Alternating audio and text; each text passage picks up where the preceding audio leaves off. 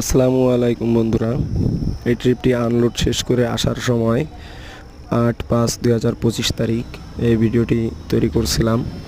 এটা হলো কুষ্টিয়া এবং 12 মাইলের মধ্যবর্তী একটি জায়গা।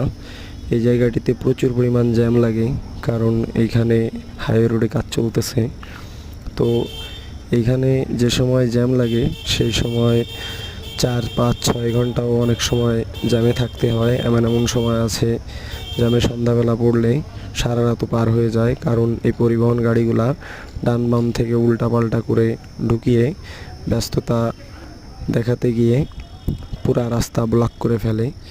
অলরেডি এখনও আমার বাম সাইডে একটি পরিবহন তাড়াহুড়া করতেছে, ও আসবে সিরিয়ালে, তা না এসেও বাম সাইড থেকে ঢুকে পড়ছে, কিন্তু আমি ওকে কোনো অবস্থাতে ঢুকতে দেইনি সিরিয়ালে, কারণ সে রং সাইডে আসছে সেই জন্য।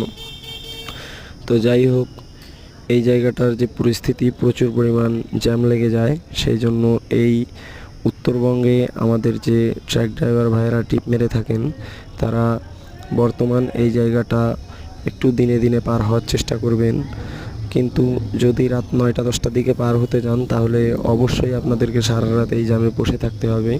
সেই জন্য সারা রাত জ্যামের মধ্যে কষ্ট না করে আপনারা এই 12 মাইলের আগে অথবা ওইদিকে কুষ্টিয়া বাইপাসের আগে দুই দিকের যে কোনো একটি জায়গা নিরাপদ স্থানে সাইড করে আপনারা বিশ্রাম নেবেন। সেটা আপনাদের জন্য হয়তো কষ্টদায়ক বিষয় হবে না, কিন্তু যদি সারা রাত জ্যামের মধ্যে বসে থাকা লাগে, সেটা আসলে প্রচণ্ড কষ্টদায়ক একটি ব্যাপার। কারণ ঘুমানোও যায় না, আবার গাড়িও আগে পিছে করা যায় না। জ্যামটা যদিও বড় হয় আমাদের ড্রাইভারদের ভুলের কারণে, যে পরিবহন ড্রাইভারগুলো আছে এরা ডান বাম উল্টাপাল্টা ঢুকিয়ে জ্যামটা বড় করে দেয়। তো আজকের ভিডিওটি এই পর্যন্তই, সবাই দোয়া রাখবেন।